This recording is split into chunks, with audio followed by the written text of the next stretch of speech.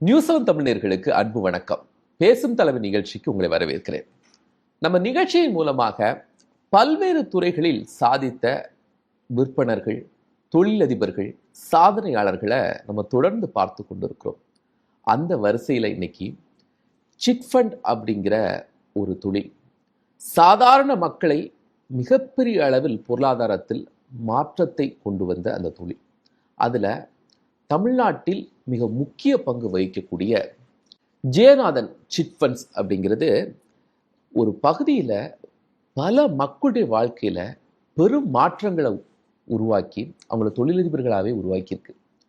இந்த மாற்றம் எப்படி நடந்துச்சு, இதை தாண்டி கல்வி, தொழில் அப்படின்னு பல்வேறு புரட்சிகளை செய்திருக்கிறாரு இந்த நிறுவனத்தினுடைய தலைவர் சாணக்கியா ஆறுமுகம். அவர் செய்த சாதனைகளையும் அவர் உருவாக்கிய மாற்றங்களையும் நம்ம இந்த பேசும் தலைமை வாயிலாக பார்க்க இருக்கிறோம். சிறப்பு விருந்தினரை வரவேற்கலாம். வணக்கம் சார்.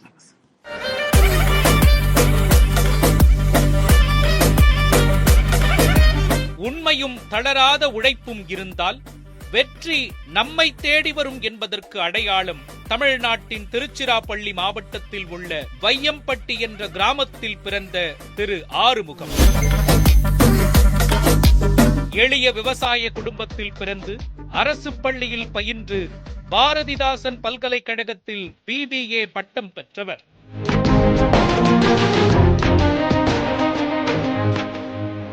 இந்திய அஞ்சல் துறையில் தபால் மாஸ்டராக வாழ்க்கையை தொடங்கி சேமிப்பு மற்றும் நிதி மீதான தனது ஆர்வத்தால் உத்வேகம் பெற்று கூட்டு வளர்ச்சி மூலம் மக்கள் நிதி பாதுகாப்பை அளிக்கும் ஒரு தளத்தை உருவாக்கும் வகையில் Shri Jayanathan Chits Private Limited என்ற நிறுவனத்தை 2008 நிறுவினார். நேர்மை, தொலைநோக்கு பார்வை மற்றும் மக்களுக்கு முதலிடம் கொடுக்கும் நோக்கத்துடன் திரு சாணக்கியா ஆறுமுகத்தின் உள்ளூர் முயற்சி இன்று தமிழ்நாடு முழுவதும் ஆயிரக்கணக்கானோருக்கு சேவை செய்யும் ஒரு நம்பகமான நிதி நிறுவனமாக உருவாகியுள்ளது. மேலும் கல்வி சேவையில் கால்பதித்து டாக்டர் VGN பள்ளி, ஆதவன் கலை மற்றும் அறிவியல் கல்லூரி என பயணத்தை சமூக வளர்ச்சியோடு பங்கிடுகிறார்.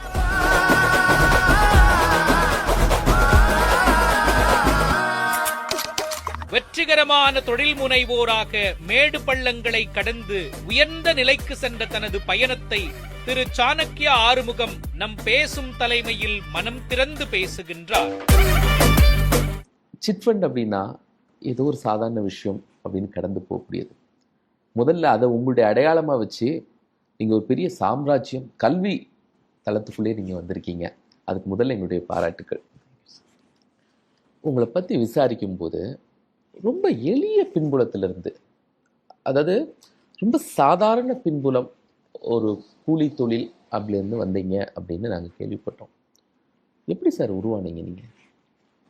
நம்ம அந்த காலத்தில் விவசாயம் பண்ணி தான் படிக்கணும். 90 சென்ட் இடம் இருக்கும். அதில் காலையில் தோட்டத்தில் தான் தூங்குவோம்.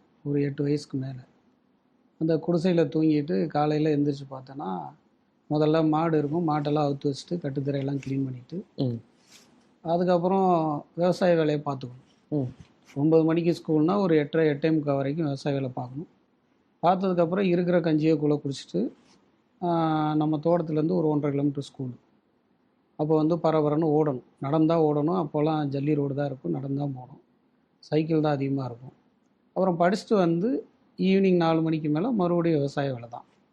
அதுக்கப்புறம் சனிக்கிழமை இல்லை ஞாயிற்றுக்கிழமை லீவு இருக்கும். அப்போ நம்ம கூலி வேலைக்கு போகணும். அப்போ 2 ரூபா 6 ரூபா அந்த மாதிரி சம்பளம் தருவாங்க. அதை வாங்கி வீட்டுக்கு கொடுத்துடணும். அப்படிலாம் நம்மளே வச்சுக்கலாம் முடியாது. இப்படி தான் வாழ்க்கை போயிட்டு இருந்தது. அப்போ அந்த ஊரில் இருக்கக்கூடிய முக்கியஸ்தர்கள் அந்த மாதிரிலாம் இருப்பாங்க, மிராசுகள். அப்போ நம்மள்ட்ட ஏழ்மை நிலையில் இருக்கும் பொழுது கொஞ்சம் அவமானப்படுத்துவாங்க, ஏழ்மையை பார்த்து அவமானப்படுத்துவாங்க. அப்போ ஒரு நாள் நம்ம என் தம்பி நானும் ஒரு பெரிய வீட்டு கல்யாணத்தில் சாப்பாடு விருந்து போயிட்டுருக்குது. அப்போ நம்ம போய் ஓரமாக நிற்கிறோம். வரவேற்காத வீட்டில் சாப்பிட்றது பழக்கம் இல்லை அந்த வயதுலேயே.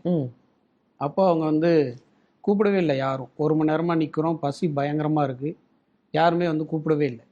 சரி இனிமேல் செட் ஆகிட்டு தம்பியை அடம் பிடிக்கிறான், இல்லை நான் வந்து அடித்து கூட்டி வந்துடுறேன். ம் இது வாழ்க்கையில் வந்து ஏதோ பணங்கினம் இருந்தால் தான், வசதி வாய்ப்பு இருந்தால் தான் மதிப்பாங்க போல இருக்குது, சாப்பிட கூட கூப்பிடுவாங்க போல இருக்குது அப்படின்னு சொல்லிட்டு நமக்கு அந்த வயதிலேயே வந்து பதியுது. இப்படியே தான் இயல்பாகவே போயிட்டே இருக்குது. அதுக்கு அடுத்து +2 முடிச்சிடுறோம். அப்போ கிராமத்தில் எல்லாருமே சொல்லுவாங்க, கிராமத்தில் இருக்கவங்களுக்கு அவ்வளோதான் அறிவு. +2 முடிச்சாச்சு, தம்பி ஏதாவது கண்டக்டர் டிரைவர் லைசன்ஸ் எடுத்து பதிஞ்சு வை, ம் இல்லைன்னா வந்து எங்கேயாவது திருப்பூருக்கு போ, கோயம்புத்தூருக்கு போ, இல்லைன்னா வேலைக்கு போ. ஏதாவது ஒரு மளிகை கடையில் சேர்த்து விட்ருவாங்க. இதான் நடக்கும். எனக்கும் +2 முடித்தோடனே எங்கள் அப்பா வந்து திருப்பூர் காட்ட பக்கம் போ அப்படின்னு சொல்லி அனுப்பி விட்டார். நம்ம அங்கே போய் வேலை பார்த்ததுக்கப்புறம், பனியன் கம்பெனியில் வேலை பார்த்ததுக்கப்புறம் தான் தெரிஞ்சு, படித்தாதான் மரியாதை அப்படின்னு சொல்லிட்டு. அங்கேயும் ஆமாங்க. அப்போ அந்த நேரம் +2 ரிசல்ட் வருது. அப்போ ஃபெயில் ஆயிடுறோம், மேத்ஸில் ஃபெயிலு. அப்புறம் திரும்ப வந்து அதை எழுதி பாஸ் பண்ணிவிட்டு அதுக்கப்புறம் ஐடிஐ படிக்கிறோம். ஐடிஐ முடித்தோடனே போஸ்ட் ஆஃபீஸ் வேலை கிடைக்குது. போஸ்ட் ஆஃபீஸ் வந்து டெம்பரவரி ஒர்க் தான், ஒரு 3 மணி நேரம் தான் நடக்கும். அதுக்கப்புறம் பார்ட் டைமாக காலையில் எப்போதும் போல் விவசாயம், ஈவினிங் டயத்தில் இந்த டைப் ரைட்டிங், அப்புறம் டியூஷன் சென்டர், அந்த மாதிரி சின்ன சின்ன தொழில்கள் வந்து ட்ரை பண்ணி பார்க்குறோம். ஒன்றுலையுமே வந்து பெருசாக வளர முடியல. அப்போ தான் 97ல் அங்கே இருக்கிற லோக்கலில் இருக்கிற ஒரு 10 பேர்த்த ரெடி பண்ணி மாதம் ₹200 கட்டுற மாதிரி ஒரு 2000 சீட்டு முதல்ல ஆரம்பித்தோம். ஃபர்ஸ்ட். ஆமாங்க. இல்லை எப்படி ஆரம்பிக்கணும்னு தோணுச்சு சிட் ஃபண்டு? ஏன்னா சிட் ஃபண்ட் அப்படிங்கிறதே ஒரு பயம் கலந்து இருக்கும்ல. எல்லாரும் ஏன்னா பண்ணுறாங்க. நீங்க சேர்க்கிற நபர்கள் அதுக்கான காசை கொடுக்கலைன்னா நீங்க தான் அதில் தோல்வி அடையணும். ஸோ அந்த நம்பிக்கை உங்களுக்கு முதல்ல எப்படி வந்துச்சு? அந்த பின்விளைவெல்லாம் நமக்கு தெரியாது. அந்த நம்பிக்கை வந்துச்சுன்னா நமக்கு வந்து ஏதாவது ஓடுற குதிரை ஒன்று வேணும், அவ்வளோதான். வாழ்க்கையில் ஜெயிக்கணும், இதில் தான் ஜெயிப்போமா அதில் ஜெயிப்போமா அப்படிங்கிற கிளாரிட்டி எங்கள்கிட்ட கிடையாது. விழிப்புணர்வும் என்னிடம் இல்லை. ஏதாவது பண்ணி பார்ப்போன்னு பார்க்குறதான். இதை ட்ரை பண்ண அதை ட்ரை பண்ணுன்னு ட்ரை பண்ணி பார்க்குறோம். அப்போ தான் வந்து சிட்டு வந்து நம்ம ஆரம்பிக்கிறோம் 97ல். சின்ன சின்னதாக தான் பண்ணுறோம். முதல்ல வந்து ₹2000, அப்புறம் வந்து ₹10,000, இப்படி தான் போகுது. ஒரு கட்டத்தில் வந்து ஒரு எல்லா தொழிலும் பண்ணி பார்த்தாச்சு, நம்ம நினைக்கிற மாதிரி கனவுகள் வந்து அடையலை. இனிமேல் வந்து ஒரு நிறுவனமாக பண்ணலான்ட்டு சொல்லிட்டு சிட்டை அப்போ தான் வந்து தேர்ந்தெடுக்கும். இதுலேயே வந்து பெரிய நிறுவனமாக மாறி மிகப்பெரிய கனவுகளோட இது மிகப்பெரிய ஒரு வளர்ச்சியை வந்து இதில் அடையலாம் அப்படின்னு சொல்லி முடிவு பண்ணி தான் நம்ம சிட்டு தொழிலுக்குள்ளேயே நம்ம வர்றோம். அப்போ நம்ம வந்து சரி நிறுவனமாக பண்ணுறதுனா நமக்கு ஆடிட்டரை போய் பார்க்கணுங்கிறது நமக்கு தெரியாது, அக்கௌண்ட்ஸ்னால் என்னன்னு தெரியாது, நிறுவனத்தை எப்படி ஃபைல் பண்ணுறதுனே தெரியாது. அப்போ நண்பர் ஒருத்தர் மூலியமாக வடமதுரையில், நம்ம ஊர்லேருந்து ஒரு 30 கிலோமீட்டரில் வடமதுரைன்னு ஒரு ஊர், அங்கே ஒருத்தர்கிட்ட கூட்டிகிட்டு போகிறாங்க. அவர் வந்து 1 or 2 இயர்ஸ் வந்து அலைஞ்சிட்டே இருக்கோம். அவங்க ஏதோ ஏனோதானோன்னே சொன்னாங்க. அப்புறம் ஒரு கிளர்க் வந்து நம்மளுக்கு அமைகிறாரு, அவர் அறிமுகப்படுத்தி விடுறாரு. அப்புறம் அவரை கூட்டிகிட்டு திண்டுக்கல்லில் போய் ஆடிட்டர் ஆஃபீஸை தேடி பண்ணுறோம். ஒரு ஆடிட்டர் வந்து ஏமாத்திடுறாரு, கொஞ்சம் முன்ன பின்ன பண்ணிடுறாரு. அப்புறம் இன்னொரு ஆடிட்டரை தேடி கண்டுபிடிச்சு 2008 தான் நம்ம வந்து நிறுவனம் ஸ்டார்ட் பண்ணுறோம். இப்படி தான் இந்த நிறுவனம் இல்லை வந்து நீங்கள் 97லேருந்து 2008 இந்த இடப்பட்ட காலகட்டத்தில் சிட் ஃபண்ட் தொழில் அப்படிங்கிறது உங்களுக்கு நடத்த முடியும் அப்படிங்கிற நம்பிக்கை எப்படி வந்துச்சு? நம்பிக்கை வந்து உழைப்பு தாங்க. அதில் வந்து கிராமத்தில் ஓரளவு நாணயமாக தான் இருப்பாங்க. யாருமே வந்து ஏமாத்துற புத்தியெல்லாம் இருக்காது. நாணயத்துக்கு ரொம்ப ரொம்ப பயப்படுவாங்க. ஐயோ வீட்டுக்கு தேடி வந்துட்டாங்களே, உடனே பணம் கொடுத்துடணும் அப்படிங்கிற பாங்கு வந்து அவங்கள்ட்ட எப்போதுமே இருக்கும். சாப்பாட்டுக்கு இருக்கோ இல்லையோ அவங்க வந்து கடன் வாங்கிட்டா கொடுத்துருவாங்க. பணம் கை நீட்டி வாங்கிட்டா அதை திருப்பி கொண்டு போய் செலுத்தணுங்கிறதுல 100க்கு 90% கிராம பீப்புள் வந்து உறுதியாக இருப்பாங்க. அந்த நம்பிக்கை வந்து எனக்கு நல்லாவே இருந்தது. அந்த தொழிலை அடுத்தடுத்து போகணுங்கிற எண்ணமும் அதுல இருந்தா உருவாச்சு. நீங்க கடன் கொடுக்குறீங்க, கடன் கொடுத்துட்டு வாங்கும்போது அவங்க அந்த நம்பிக்கையா கொடுக்குறாங்க, உங்கள்கிட்ட இப்போ காசு செலுத்துறாங்க, கடைசியில் படுறாங்க. அப்போ உங்க மேல எப்படி நம்பிக்கை வந்துச்சு? அது இந்த பையன் வந்து சரியா இருப்பாப்லேன்னு நம்பி தான் செக் பண்ணி தான் போடுவாங்க. முதல்ல வந்து இப்போ சிட்டு சேர்றவங்களே நாங்கள் என்ன சொல்லுவோன்னா, நீங்கள் முதல்ல ஒரு நிறுவனத்தை தேர்ந்தெடுக்கும் பொழுது ஒரு நிறுவன முதலாளி யாருன்னு பாருங்கள். நிறுவனத்தை நடத்துகிறவருக்கு அறிவு இருக்கா, திறமை இருக்கா, நாணயமாக இருப்பாப்லையா, குடும்ப பின்னணி வந்து மான மரியாதைக்கு பயப்படுவாங்களா, நம்ம கொண்ட பணத்தை வந்து நம்மளோட உழைப்பை வியர்வையை அவங்க வந்து உணர்ந்த ஒரு முதலாளியாக இருப்பாரா அப்படின்னு சொல்லி செக் பண்ணிட்டு தான் நீங்கள் சிட்டு சேரணுன்னே இப்போவே நாங்கள் சொல்லுவோம். இப்போல்லாம் யாராவது வந்து சிட்டு கேட்டாங்கன்னா உடனே நீங்கள் போட்டுறாதீங்க. உங்கள் பொண்ணுக்கு வந்து எப்படி ஒரு மாப்பிள்ளையை தேர்ந்தெடுப்பீங்க, உங்கள் பையனுக்கு ஒரு பொண்ணை தேர்ந்தெடுத்தா எப்படி பண்ணுவீங்க, அதில் வந்து எப்படி அக்கறையோடு இருக்கீங்களோ அதே மாதிரி உங்கள் வேர்வையால் உங்கள் அறிவால் வந்த அந்த பணத்தை நல்லா செக் பண்ணி அந்த நிறுவனத்தின் பேரில் நீங்கள் பணம் போட்டிங்கன்னா உங்களுக்கு சேஃபாக வந்து திரும்ப வரும். அதனால் வந்து அவசரப்பட்டு யாரையும் எங்களையும் நம்பாதீங்க, யாரையுமே நம்பாதீங்க அப்படின்னு தான் சொல்லுவோம். அந்த காலத்தில் வந்து ஆர்மோன்னா ரொம்ப நேர்மையாக இருப்பார், அவர் நாணயத்துக்கு ரொம்ப பயப்படுவார், சீட்டு எடுத்தோடனே பணத்தை கொண்டு வந்து வீட்டில் சேர்த்துருவார். அந்த நம்பிக்கை தான் வந்து நம்மளை இவ்வளோ உயரத்துக்கு வந்து கொண்டு வந்தது. இன்றைக்கும் வந்து 29 வருஷம் வந்து இதில் நாங்கள் அனுபவமாக ம். இருக்கோம். இது வரைக்கும் யார்கிட்டையும் நாங்கள் கொண்டே பணத்தை லேட்டாக கொடுத்ததே கிடையாது. அவங்க நினைக்கிறதுக்கு முன்னாடி பணம் வந்து வீட்டில் போய் சேர்ந்துரும். அவங்க ஏதாவது டாக்குமெண்ட் கொடுக்குறதுக்கு, அவங்கள ஜாமீன் கொடுக்குறதுக்கு ஏதாவது லேட்டானால் தான் லேட்டாகும் வெளியே. மற்றபடி எங்கள் பணம் 29 வருஷத்தில் வீட்டில் கொண்டு போய் வாழ்த்தி கொண்டு வந்து எங்கள் டீம் வந்து பணத்தை இது வரைக்கும் கொடுத்துக்கிட்டே இருக்கோம். அந்த நம்பிக்கை தான், அந்த நாணயம் தான் எங்களை வந்து இன்னைக்கு வரைக்கும் ஒரு மிக மிக பெரிய நிறுவனம் இல்லை, ஆனால் இந்தியாவிலே வந்து மிக மிக சிறந்த நிறுவனங்கள் வரிசையில் சிட்டு நிறுவனத்தில் வந்து பணிவாக சொல்கிறேன் நம்பர் 1 இடத்துல இருக்குது. இப்போ அது சிட் ஃபண்ட் நீங்கள் நடத்தும் போது ஒரு டிரான்ஸ்பரன்சி வேணும்ல, நம்பகத்தன்மை. இந்த ரெண்டுக்கும் நீங்கள் என்ன செஞ்சீங்க? இவ்வளோ ஒரு நம்பகத்தன்மை ஏற்படுத்துறதுக்கு என்ன செஞ்சீங்க? முதல்ல யாரையுமே நம்பாதீங்க, எங்களுடைய செயல்களை பாருங்கன்னு நம்ம சொல்லுவோம். செயல்கள்னால் நாங்கள் ஜெயித்ததுக்கான காரணத்தை ஓப்பனாகவே சொல்லுவோம். அதாவது முதல்ல ஒரு நிறுவனம் ஜெயிக்கணும்னா வாடிக்கையாளர் ஜெயிக்கணும். வாடிக்கையாளர் ஜெயிக்கணும்னா அவங்களுக்கு சர்வீஸ் கரெக்டாக போய் சேரணும், நம்ம இடத்துக்கு வரும்பொழுது மதிப்போடு நடத்தணும். அந்த வாடிக்கையாளருக்கு வந்து அவங்க என்ன நினைக்கிறாங்களோ அதுக்கு தகுந்த மாதிரி நம்மளை மாற்றிக்கிட்டு அவங்க கேள்விக்கெல்லாம் பதில் சொல்லி சர்வீஸ் வந்து ப்ராம்ப்டாக பண்ணால் ஒரு நிறுவனத்தில் வந்து வாடிக்கையாளர் ஜெயிச்சிருவாங்க. எங்களை பொறுத்தளவில் வாடிக்கையாளர் ஜெயிக்கிறது என்னென்னா, அவங்க தேவைக்கு நாங்கள் உடனே பணம் கொடுத்துட்றோம். ஒரு வீடு கட்டணும்னு நினைப்பாங்க, ஒரு பிள்ளைங்களுக்கு கல்யாணத்தை டேட்டை ஃபிக்ஸ் பண்ணிட்டு வந்து எங்கள்கிட்ட கேட்பாங்க, இல்லைன்னா அவங்க பையனுக்கு வந்து எம்பிபிஎஸ் சீட்டு ஏதாவது கிடச்சிருக்கும், உடனே அதை நம்பி நம்மளை நம்பி வருவாங்க. அப்போ வந்து அவர் ஏ கிரேட் கஸ்டமரான்னு பார்த்துட்டு அவருக்கு வந்து உடனே நாங்கள் வந்து பணத்தை கொடுத்துருவோம். பணத்தை கொடுத்துட்டாலே எங்கள் தொழிலை பொறுத்தளவில் வாடிக்கையாளர் வந்து ஜெயிச்சிடறாங்க. ரெண்டாவது வந்து ஊழியர்கள் ஜெயிக்கணும். அவங்கள வந்து நல்ல மனிதர்களாக வந்து தேர்ந்தெடுக்கணும். தேர்ந்தெடுத்ததுக்கு அப்புறம் அவங்களுக்குரிய சம்பளம் வந்து உரிய தேதியில் கொடுத்தோம். இது வரைக்கும் நாங்கள் 16 வருஷத்தில் நிறுவனம் ஸ்டார்ட் பண்ணி 1லேருந்து 5ஆம் தேதிக்கு மேலே சம்பளம் போட்டதா சரித்திரமே கிடையாது. உரிய சம்பளம் கொடுத்துடணும், மதிப்போடு நடத்தணும், அவங்களுக்குரிய மரியாதை கொடுக்கணும், பாராட்டணும், அங்கீகாரம் கொடுக்கணும், அதுக்கப்புறம் முக்கியத்துவ உணர்வு கொடுக்கணும், அவங்கள சமமாக நடத்தணும், அதுக்கப்புறம் வந்து அவங்க குடும்பத்தோடு ஒன்றா பழகணும், அதிகாரம் பண்ணக்கூடாது. இந்த மாதிரி சில விஷயங்கள் ஊழியர்கள் கொடுத்துட்டோன்னா அவங்க வந்து வெற்றி அடைஞ்சிருவாங்க. அவங்களுக்கு எமர்ஜென்சி ஃபண்டு, இன்சூரன்ஸு, இந்த மாதிரி எக்ஸ்ட்ரா பெனிஃபிட்ஸ், அதாவது எல்லாமே ஊழியர்களோட அனைத்து தேவைகளையும் வந்து நம்ம நிவர்த்தி பண்ணணும். எங்கள்ட்ட இருக்கிற பர்மனெண்ட் எம்ப்ளாய்க்கு வந்து அவங்க பசங்களை கம்பெனி தான் படிக்க வைக்குது. அந்த மாதிரியெல்லாம் சேவைகள் மனசார நம்ம செய்யும் பொழுது அவங்க வந்து நிறுவனத்தை ஒரு ஓனர்ஷிப் ஆட்டிடியூடோடு பார்ப்பாங்க. அதுக்கப்புறம் அவங்கள அளவிடுறது, கண்காணிக்கிறது, அந்த சில விஷயங்கள் பண்ணால் போதுமானது. இப்போ ரெண்டாவது ஊழியர்கள் ஜெயிக்கிறாங்க, நிறுவனம் ஆட்டோமேட்டிக்காக ஜெயிச்சிரும். நிறுவனம் ஆட்டோமேட்டிக்காக ஜெயிக்கணும்னா நம்ம வந்து சொல்ல வேண்டியதில்லை, பேலன்ஸ் ஷீட்டு போடணும். பேலன்ஸ் ஷீட்டில் வந்து மாதம் இல்லை 15 நாளைக்கு ஒரு முறை, இல்லைன்னா டெய்லி நம்மளுடைய பேலன்ஸ் ஷீட்டை வந்து 1 ஹவர் வந்து ஆராய்ச்சி பண்ணி அதில் வந்து செலவுகளை கண்ட்ரோல் பண்ணி வரவை அதிகம் பண்ணி, ஆடம்பரம் இல்லாமல், லோன்கின் எதுக்கும் ஆடம்பரம் பண்ணாமல், கடன் வாங்காமல், இந்த மாதிரி இஎம்ஐலே அதிகமான பணத்தை செலுத்தாமல், வட்டியில் நம்மளுடைய லாபத்தை போகிறத பார்க்காம மைக்ரோ மேனேஜ்மெண்ட் வந்து நம்ம பேலன்ஸ் ஷீட்டில் பண்ணோம்னா நிறுவனம் வந்து ஆட்டோமேட்டிக்காக ஜெயிச்சிரும். அதுக்கப்புறம் வந்து நம்ம சமுதாயத்திலேருந்து தான் பணத்தை எடுக்கிறோம். அப்போ சமுதாய வெற்றி 4வது பாயிண்ட்.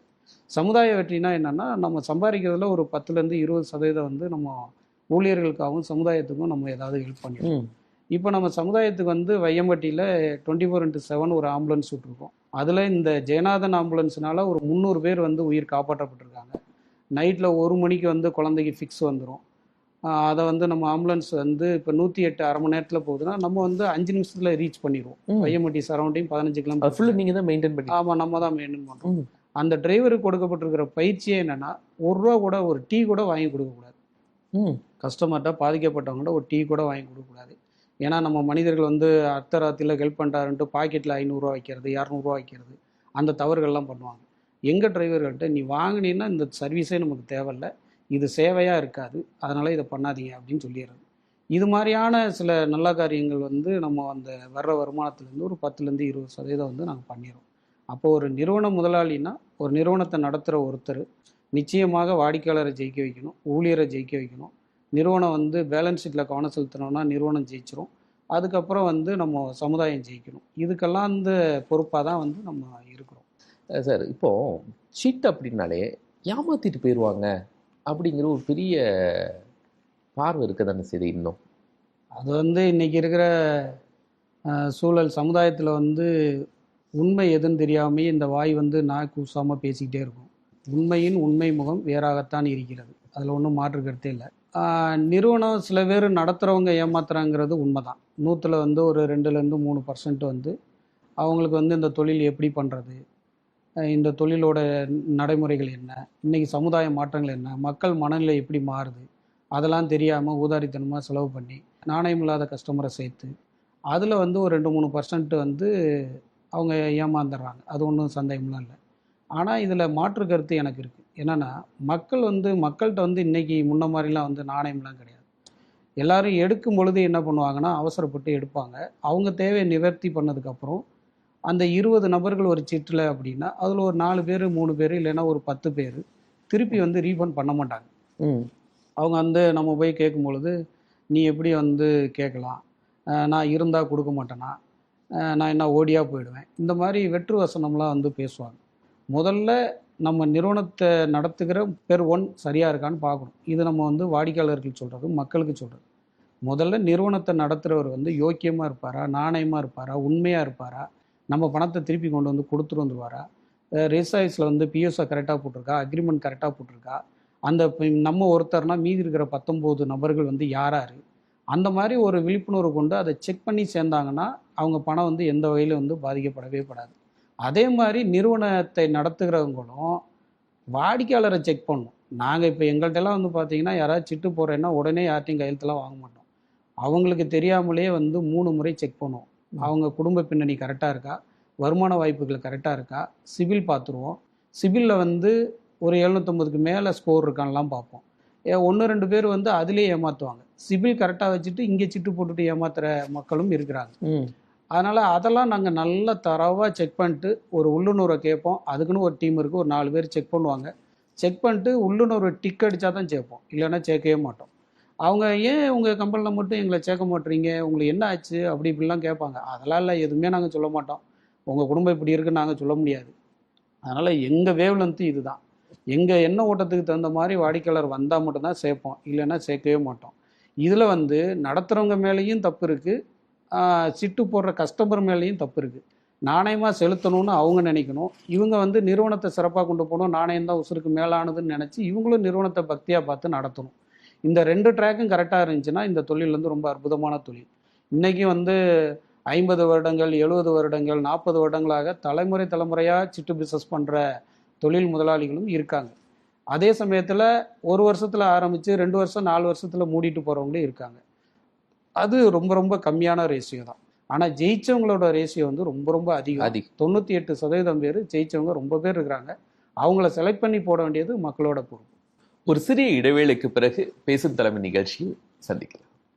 உனக்கு வந்து இவ்வளோ ஃபீஸ் கட்டுறாங்க அப்படின்னா அவங்க யாரோ ஒருத்தர் உங்கள் அம்மா அப்பா வந்து தியாகம் பண்ணி அதுலேருந்து வேர்வையிலேருந்து வர்ற பணத்தை தான் இங்கே வந்து கட்டுறாங்க. அப்போ நீ வந்து செமஸ்டரில் வந்து நீ நல்லா படித்து பாஸ் பண்ணினா நீ மாதம் வந்து ஒரு 20,000 50,000 சேலரிக்கு நீ வேலைக்கு போனீங்கன்னா உங்கள் அம்மா அப்பாவுக்கு வந்து அது ஒரு பிரதிபலனாக இருக்கும். அப்படிங்கிற அந்த பொறுப்பை உணர வைக்கிற வேலையை அந்த கிளாஸ் ரூமில் நாங்கள் பண்ண வைப்போம்.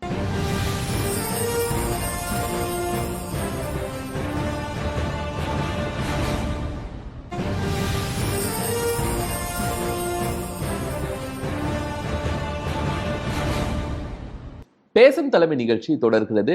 நம்ம சாணக்கியா ஆறுமுகம் அவங்களோட பேசிட்டு இருக்கிறோம். அவங்களுடைய வாழ்க்கை பயணத்தை தொடர்ந்து பேசுவோம். சார், சிட் ஃபண்டை எப்படி கொண்டு போனீங்க, எப்படி நம்பிக்கை ஏற்படுத்தினீங்க அப்படின்னு சொன்னீங்க. அப்படியே எஜுகேஷன் ஃபீல்டுக்குள்ளே ஒரு சேஞ்ச் ஓவர் ஆகுறீங்க. இதன் மேலே என்ன ஒரு பார்வை கல்வித்துறை மேலே? அதான், ஒரு முழுமை பெற்ற வாழ்க்கை வரணும்னா நம்ம ஏதாவது சமுதாயத்துக்காக ஏதாவது பண்ணணும். அதுக்கு ஒரு சின்ன வாழ்க்கையில் நடந்த ஒரு நிகழ்வு இருக்குது. நம்ம +2 முடித்தோடனே காலேஜ் போகணுங்கிறதான் ஒரு எய்ம்.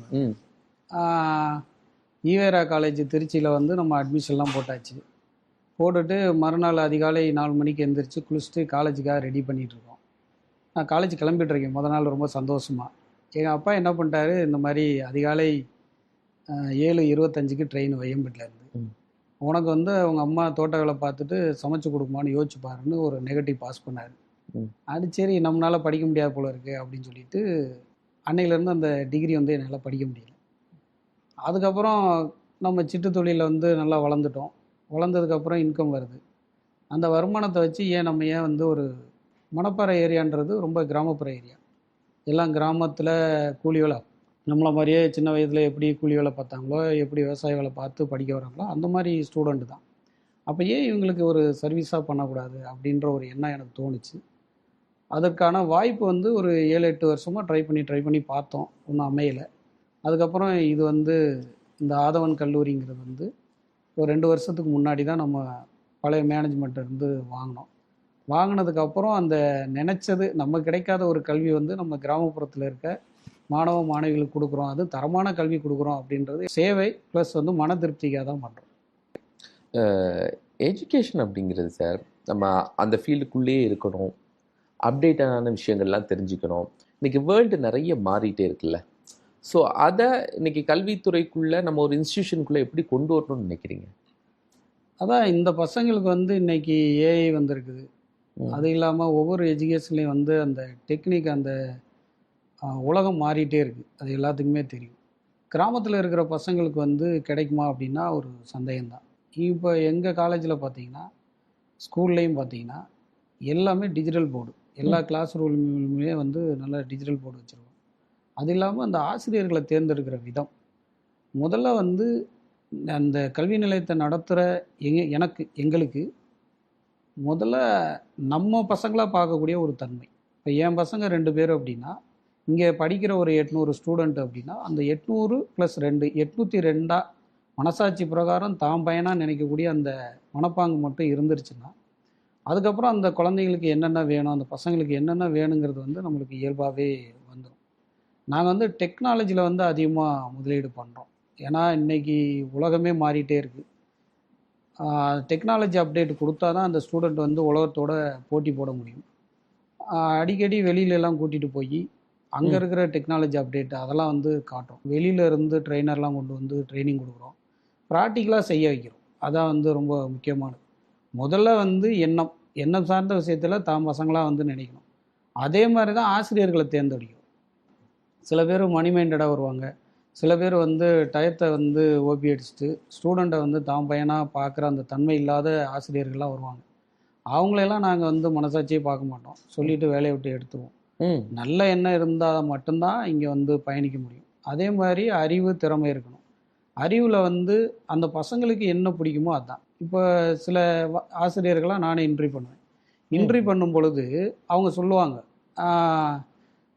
இன்றைக்கி இருக்கிற பசங்க வந்து உங்கள் மனநிலைக்கு வந்து எப்படி இருந்தால் நல்லது அப்படின்னு சொல்லி அவங்கள்ட்டே கேட்பேன் நான். அப்போ அவங்க என்ன சொல்லுவாங்கன்னா, ஸ்டூடெண்ட் வந்து இப்படி இருக்கணும், அப்படி இருக்கணும், இன்றைக்கி ஒழுங்கு கட்டுப்பாடே இல்லை அப்படின்னா அவங்க நோக்கம் என்னன்னா அந்த பசங்களை பற்றி நெகட்டிவ் தாட்ஸில் இருக்காங்க.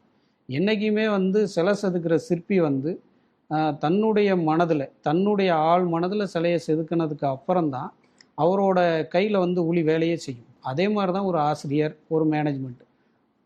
தன்னுடைய மனசில் வந்து மாணவர்கள் வெவ்வேறு விதமாக தான் இருப்பாங்க. அவங்கள வந்து எப்படி நம்ம வழிக்கு கொண்டு வர்றங்கிற அந்த அறிவு தான் நம்மகிட்ட, திறமை தான் அங்கே நிச்சயமாக வேணும்.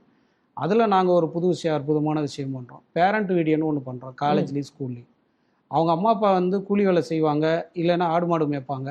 அவங்க ஊர்லேயே போய் ஒரு 3 நிமிஷம் வந்து வீடியோ எடுத்துகிட்டு வந்துடுவோம். கரெக்டாக திங்கக்கிழமை காலையில் அந்த வீடியோ வந்து ஒளிபரப்பு பண்ணிடுவோம். அவன் வந்து அந்த கிளாஸ் ரூமில் உட்காந்து அம்மா அப்பா படுற கஷ்டத்தை வந்து பார்ப்பான். ஆசிரியர்களுக்கு இங்கே வாங்க, நீங்கள் படின்னு சொல்லாதீங்க, அவங்க அம்மா அப்பா படுற கஷ்டத்தை வந்து பார்க்க சொல்லுங்கள். பார்த்ததுக்கப்புறம் வந்து நீ இங்கே பாரு, வாழ்க்கைன்னா சும்மா சாதாரணலாம் கிடையாது. உனக்கு வந்து இவ்வளோ ஃபீஸ் கட்டுறாங்க அப்படின்னா அவங்க யாரோ ஒருத்தர் உங்கள் அம்மா அப்பா வந்து தியாகம் பண்ணி அதுலேருந்து வேர்வையிலேருந்து வர்ற பணத்தை தான் இங்கே வந்து கட்டுறாங்க. அப்போ நீ வந்து செமஸ்டரில் வந்து நீ நல்லா படித்து பாஸ் பண்ணினா, நீ மாதம் வந்து ஒரு 20,000 50,000 சேலரிக்கு நீ வேலைக்கு போனீங்கன்னா உங்கள் அம்மா அப்பாவுக்கு வந்து அது ஒரு பிரதிபலனாக இருக்கும். அப்படிங்கிற அந்த பொறுப்பை உணர வைக்கிற வேலையை அந்த கிளாஸ் ரூமில் நாங்கள் பண்ண வைப்போம். ரெகுலராக திங்கக்கிழமையில் தான் போடுவோம். ஏன் திங்கக்கிழமையில் போடுறோன்னா, அடுத்த 5 நாள் அப்போ தான் படிப்பான். ஏன்னா ஞாயிற்றுக்கிழமை அவன் என்டர்டைன்மெண்ட் மோடில் இருக்கலாம், சனிக்கிழமை அவங்க வந்து என்டர்டைன்மெண்ட் மோடில் இருக்கலாம். அந்த மனசை மாற்றுறதுக்கு காலையிலேயே வந்து இந்த மாதிரி 1 மணி நேரம் பேரண்ட் வீடியோ போட்டுருவோம். ஒவ்வொரு கிளாஸ் ரூம்லேயும் எந்த டிஸ்டர்புமே இல்லாமல் எல்லாரும் அந்த வீடியோ வந்து பார்ப்பாங்க.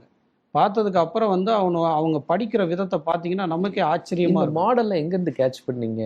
இது லேர்னிங் தாங்க. ஒரு தொழிலை வந்து நம்ம எப்படி பக்தியாக பார்க்குறோமோ அதை பொறுத்து தான் நமக்கு வந்து வரும். இதெல்லாம் அந்த பசங்க மேலே உண்மையிலேயே அக்கறை இருந்ததுன்னா நம்ம வந்து தேடிக்கிட்டே இருப்போம், சுயமாக சிந்திச்சுக்கிட்டே இருப்போம். அதில் ஒரு கோட்ஸ் இருக்குது, செய்யென்று கூறாதே போதுமான விளக்கங்களை கொடுத்துக்கிட்டு பிறகு செய்யென்று கூறு. பரோட்டா சாப்பிடாத அப்படின்னா எல்லாரும் சாப்பிடுவாங்க. ஆனால் அதோட தீமைகளை வந்து விலாவாரியாக சொன்னோன்னா கண்டிப்பாக அவங்க வந்து பரோட்டா சாப்பிடவே மாட்டாங்க. அதே மாதிரி தான் சனிக்கிழமை அல்லது வெள்ளிக்கிழமை காலேஜ் இருந்துச்சுன்னா ஈவினிங்கில் போகும்பொழுது ஒரு வீடியோ போடுவோம். அது அவேர்னஸ் வீடியோ. அந்த அவேர்னஸ் வீடியோ என்னென்னா, தண்ணி அடித்தா உள்ளுறுப்பில் என்னென்ன உறுப்புகள் வந்து பாதிக்கும், கஞ்சா போட்டால் உள்ளுறுப்பு என்னென்ன வகையில் பாதிக்கும், அதுக்கப்புறம் பீடி சிகரெட் அடித்தா நரம்பெல்லாம் எப்படி வந்து பாதிக்கும், உன்னை வந்து சமுதாயத்தில் எப்படி மதிக்காமல் உன்னை கேவலமாக நடத்துவாங்க, அதை வந்து ரெகுலராக அந்த வீடியோ போட்டுருவோம். வெள்ளிக்கிழமை போட்டுருவோம். ஏன்னா சனி ஞாயிறு வந்து அவங்க வீட்டுக்கு போவாங்க. அங்கே அந்த நண்பனுக்கு நண்பன் தான் அவனை வந்து கெடுப்பான். அப்போ அந்த நண்பனுக்கு நண்பனை வந்து ஜெயிக்கிறதுக்கு வந்து இந்த மாதிரி அவங்க ஜீன்லேயே வந்து இந்த வீடியோவை பூத்தி ஐம்புலன்களில் வந்து கண்ணு காது மூக்கு எல்லாமே அந்த வீடியோ பார்க்கும் இருட்டுக்குள்ள கிளாஸ் ரூமில். அப்படி பார்க்கும் பொழுது அந்த சனி ஞாயிறு வந்து அந்த தப்பை வந்து பண்ணவே மாட்டான். அப்போ வெளியில் இருக்கிற ஃபோக்கஸ் எல்லாம் மாற்றி நம்ம காலேஜுக்குள்ளே அவனுக்கு நல்வழிப்படுத்துறதுக்கு அவங்களுக்கு என்ன தேவையோ அதை சிந்திச்சு வந்து கொடுத்துக்கிட்டே இருக்கும். காரணம் சொல்கிறாங்க. செம பாசிட்டிவிட்டியாக இருக்குது சார். இல்லை, அது நம்ம பசங்களா பார்க்குற அந்த ஒரு தன்மை தான். இன்னொன்று வந்து அதை தொழிலாக பார்க்காம சேவையாக பார்த்தோம்னா இந்த மாதிரி ஒரு ஈர்ப்பு வரும். அதே மாதிரி இங்கே சேர்மன் வராரு அப்படின்னா யார் வேணாலும் அணுகலாம். ஸ்டூடெண்ட் வந்து அப்பாவாக நினைப்பாங்க, நம்மளும் பசங்களாக நினைப்போம். அவனுக்கு வந்து ஏதாவது ஹெல்ப் பண்ணால் நம்ம உடனே வந்து பண்ணி கொடுத்துருவோம். அந்த அகங்கார தோரணையெல்லாம் நடக்கிறது கிடையாது. அதெல்லாம் அவங்களுக்கு ரொம்ப பிடிக்குது. இன்றைக்கி இருக்கிற இளைஞர்கள் வந்து விவேகானந்தர் சொன்னது மாதிரி அப்துல் கலாம் பார்க்குற பார்வை மாதிரி இன்றைக்கி இருக்கிற இளைஞர்கள் வந்து நல்லவங்க எல்லாருமே, ஆனால் வழிநடத்த ஆட்கள் கிடையாது. வழிநடத்துகிற ஆசிரியர்கள் துரதிர்ஷ்டவசமாக அவங்களுக்கு அறிவு திறமை பற்றாக்குறை இருக்கனால ஸ்டூடெண்டோட லைஃப்பை வந்து கெடுக்கிறாங்க. அதில் நாங்கள் வந்து எங்கள் கல்லூரியிலே ஸ்கூல்லேயே வந்து அனுமதிக்கிறதே கிடையாது. நல்ல எண்ணம் இல்லைன்னா உள்ளே விட மாட்டோம். இப்படி தான் வந்து எஜுகேஷன் போயிட்டுருக்கு. இன்னைக்கு உள்ள ஸ்டூடெண்ட்ஸ்க்கான பல மனமாற்றம் இருக்கு இல்லையா? ஒரு ஒரு ஒரு வகையான ஒரு மன அழுத்தம், இந்த கம்பேரிசன் இதெல்லாம் இருக்குல்ல, அதெல்லாம் இங்கே ஸ்டூடெண்ட்ஸ்கிட்ட இருக்குதா? அதுக்கு நீங்கள் என்ன மாதிரி நிறைய விஷயங்கள் சொல்கிறதுனால கேட்குறேன். அதெல்லாம் இருக்குங்க. கம்பேரிசனும் இருக்குது, மன அழுத்தமும் இருக்குது. அதாவது மன அழுத்தம் வந்து ஏன் வருது அப்படின்னா, சில குடும்பங்களில் வந்து அவங்க அந்த வறுமையே வந்து அவனுக்கு இங்கே கிளாஸ் ரூமில் வந்து மன அழுத்தத்தை வந்து கொடுக்குது. அதை ஓவர் கம் பண்ணுறதுக்கு அதுக்கு நாங்கள் இங்கே மோட்டிவேட் பண்ணுறோம். நீ ஒன்றும் கவலைப்படாத, நாங்கள் இருக்கோம். ஒரு 3 வருஷம் நீ வந்து ஒன்றை தியாகம் பண்ணு. அதுக்கப்புறம் உங்கள் அம்மா அப்பாவுக்கு நீயே சம்பாரித்து கொடுத்தீங்கன்னா அவங்க வந்து ரொம்ப ஃப்ரீ ஆகிடுவாங்க. நீ வீடு கட்டலாம், கார் வாங்கலாம், நல்ல லைஃப் ஸ்டைல் வரலாம். எங்களே நீ உதாரணமாக எடுத்துக்கோ. ஒன்றை மாதிரி தான் நாங்களும் வந்து ஆடு மாடு மேய்ச்சிட்டு கூலி வேலை பார்த்துட்டு விவசாய வேலை பார்த்துட்டு தான் நாங்கள் இந்த அளவுக்கு வளர்ந்துருக்கோம். அது மாதிரி ஏன் உன்னையால் முடியாது? அதுக்கப்புறம் சில மோட்டிவேஷன்ஸ் வீடியோஸ்லாம் வந்து ஜெயிச்சவங்களோட சில வீடியோஸ்லாம் வந்து கிளாஸ் ரூம்லேயே வந்து போடுவோம். அதனால் வந்து அவங்க ஜாலியாக இருப்பாங்க. அதாவது ஜாலியாக இருக்க நேரத்தில் ஜாலியாக இருப்பாங்க, அதே சமயத்தில் படிக்கிற நேரத்தில் வந்து படிப்பாங்க. நாங்கள் ஃபஸ்ட் இயர் வந்து 90க்கு மேலே ரிசல்ட்டு கொடுத்துருந்தோம். பிட்டுக்கிட்டலாம் எதுவுமே அடிக்க விட மாட்டோம். 90க்கு மேலே ரிசல்ட்டு கொடுத்துருந்தோம். அடுத்த செம்மு 95க்கு மேலே, இப்போ லாஸ்ட் செம்மு 80க்கு மேலே. அது காரணம் என்னென்னா, அவங்களுக்கு வந்து நீ படின்னு நாங்கள் சொல்கிறதே கிடையாது. காரணமும் விளக்கமும் தான் கொடுத்துக்கிட்டே இருப்போம். அவன் எதிர்பார்க்குறது எல்லாத்துட்டையும் ஃப்ரெண்ட்லியாக இருக்கணும், அதை மட்டும்தான் அவங்க எதிர்பார்க்குறாங்க. அதை வந்து நாங்கள் சளைக்காமல் கொடுத்துருவோம். அதனால் ரொம்ப ஃப்ரெண்ட்லி மூவ்மெண்ட்டாக போகுது. ஒரு குடும்பம் மாதிரி 850 பேர் ஸ்டாஃப்ஸோடு சேர்த்து ஒரு 900 பேர்னா ஒரு குடும்பம் மாதிரி போகுது. அதனால் அந்த அழுத்தத்துக்கெலாம் வேலை இல்லை, கம்பேரிசனுக்கெலாம் வேலையே இல்லை. ஒரு சில பேர் அங்கே ஒன்று இங்கே ஒன்றுமா வந்து கொஞ்சம் அந்த கெட்ட பழக்கத்தில் ஆட்பட்டவங்களாம் இருப்பாங்க. அதை நம்மளே வந்து கைடு பண்ணுவோம். இங்கே வாடா தம்பி, யாரோ ஒருத்தர் தியாகம் பண்ணி தான் நீ வந்திருக்க, 2லேருந்து 5 வருஷம் நீ கஷ்டப்பட்டால் தான் உன் குடும்பம் நல்லாயிருக்கும். உன் குடும்பத்தில் இருக்கிற நபர்கள் எல்லாமே மண்ணை தின்னட்டெல்லாம் வாழ்கிறதில்ல. உணவு, உடை, இருப்பிடம், கல்வி, மருத்துவம் இது எல்லாமே நீ தான் இருக்கிற. உங்கள் அப்பாவுக்கு வந்து வயதாகிட்டே இருக்குது. அந்த அப்பா வந்து இன்றைக்கி இருப்பார், நாளைக்கு இல்லாமல் போயிடுவார். அடுத்த தந்தை நீ தான் உருவாகிட்டுருக்க.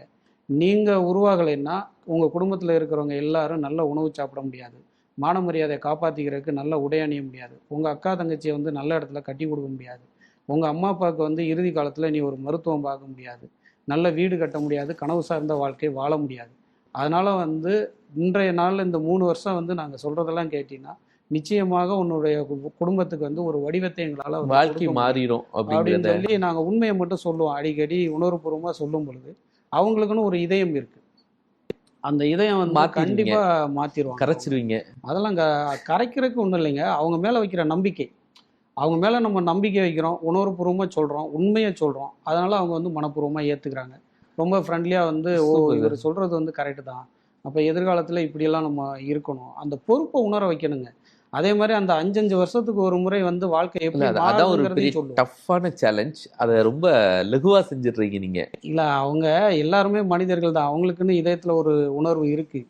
நான் வந்து ஒரு ரவுடி என்கவுண்டர் செய்யப்பட்ட ஒரு ரவுடியோட வீடியோ பார்த்தேன். அவர் வந்து என்கவுண்டர் பண்ணிட்டாங்க. ஆனால் அதுக்கு முன்னாடி அவர் ஒரு வீடியோ போடுறாரு. ம். அவர் என்ன வீடியோ போடுறாருன்னா, நான் வந்து இந்த மாதிரி 8 கொலை பண்ணியிருக்கேன். ஆனால் 8 கொலை பண்ணதுக்கு அப்புறம் நான் திருந்தணும்னு நினைக்கிறேன். ஏன் திருந்தணும்னு நினைக்கிறேன்னா, எனக்குன்னு ஒரு மனைவி 8 மாசத்துல ஒரு குழந்தை வந்து கருவில் வளர்ந்துட்டு இருக்கு. அதனால நான் வந்து மாறணும்னு நினைக்கிறாங்க. ரவுடியே வந்து ஒரு மனைவி குழந்தைகளோட பாசத்துக்கு வந்து மயங்குறாரு, மாறுறதுக்கு தயாராக இருக்காரு அப்படின்னா, இந்த ஸ்டூடெண்ட் என்ன கொலை பண்ணிட்டா வந்திருக்கான்? இல்லை இல்லை. அப்போ அவங்கள ஏன் மாற்ற முடியாதுன்னு நம்ம நினைக்கிற அந்த நம்பிக்கை தான் வந்து இந்த அளவுக்கு ஒரு பெரிய ஒரு நல்ல சொசைட்டியை வந்து உருவாக்குறதுக்கு காரணமாக இருக்குது. சார், இப்போ ஸ்கூல் எஜுகேஷன்னா நல்ல கல்வி, அவங்கள டிசிப்ளினாக கொண்டு வந்தால் போதும். இப்போ நீங்கள் காலேஜ் எஜுகேஷனும் வச்சுருக்கீங்க, ஆதன் காலேஜ்லாம் வச்சுருக்கனால, ஸோ வேலை வாய்ப்பு அப்படிங்கிறது தான் ஃபஸ்ட் ப்ரியாரிட்டி. ஸோ அதுக்கான ஸ்கில்ஸ் டெவலப்மெண்ட் இல்லை, அதுக்கு என்ன க்ரியேட் பண்ணுறீங்க? அதுதான் இப்போ இன்னைக்கு நிறுவனங்கள், நம்மளும் நிறுவனம் வச்சு நடத்திட்டு இருக்கோம். நிறுவனங்கள் எதிர்பார்க்கறது என்னன்னா, முதல்ல ஒழுங்கு கட்டுப்பாடு தான் எதிர்பார்க்குறாங்க.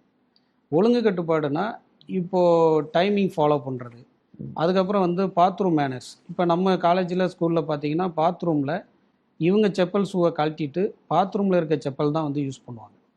அந்த ஒரு சின்ன சின்ன ஒழுங்கு கட்டுப்பாட்டு விதிகளை வந்து இங்கே நாங்கள் பின்பற்றுறோம். அதுக்கப்புறம் அவங்களுக்கு வந்து அந்த ட்ரெஸ்ஸிங் சென்ஸ்னால் வரக்கூடிய அந்த நிறுவன முதலாளிகள் நிறுவனம் எதிர்பார்க்குற விஷயங்கள் எல்லாம் இங்கேயே வந்து நம்ம சின்ன சின்ன ட்ரைனிங் அவனை அறியாமையே கொடுத்துட்றோம். டைமிங் வந்து இங்கே கேட்டில் வந்து 9:30 மணி காலேஜ்னா 9:30 மணிக்கு வந்துட்டுனா நாங்கள் கேட்டை லாக் பண்ணிடுவோம். ஆரம்பத்தில் வந்து ஒரு 10-20 பேர் வந்து நீங்கள் எப்படி வந்து ஸ்கூல் மாதிரி நடத்துகிறீங்க அப்படி இப்படின்னாங்க. இங்கே வாப்பா, இது எனக்கு ஒன்றும் இல்லை, நீங்கள் முன்ன பின்னா வந்தீங்கன்னா நான் விட்டுட்டு போயிடுவேன். ஆனால் நீங்கள் 50,000 சேலரிக்கு உங்களை செலக்ட் பண்ணுறாங்க, அங்கே போய் நீங்கள் டைமிங் ஃபாலோ பண்ணலைன்னா நீ எந்த காலேஜில் படித்தா இவன் என்னத்தை வளர்த்துருக்கான்னு சொல்லுவாங்க. அதனால் வந்து டைமிங்கிறது ரொம்ப ரொம்ப முக்கியம் தம்பி. அதை விட நீயே உணர்ந்து பாரு. யாருக்கும் உங்கள் சொந்தக்காரங்களுக்கே ஒரு ஆப்ரேஷன் வருது அப்படின்னா 12 மணிக்கு ஆப்ரேஷன் பண்ணால் தான் பிழைப்பார். 12:30 மணிக்கு டாக்டர் வந்தால் நீங்கள் ஏற்றுப்பீங்களா? அதே மாதிரி தான் டைமிங் சென்ஸு. டைமிங்கில் நீ கரெக்டாக இருந்தீங்கன்னா நீ எந்த நிறுவனத்துக்கு வேலைக்கு போறியோ உன்னை ரொம்ப ரொம்ப பிடிக்கும். அடுத்தடுத்த ப்ரொமோஷனுக்கு உன்னை நகர்த்திட்டு போயிடுவாங்க. அதே மாதிரி இங்கே இருக்கிற பாத்ரூம் வந்து அவ்வளோ சுத்தமாக ஏர்போர்ட் பாத்ரூம் மாதிரி வச்சுருக்கோம்.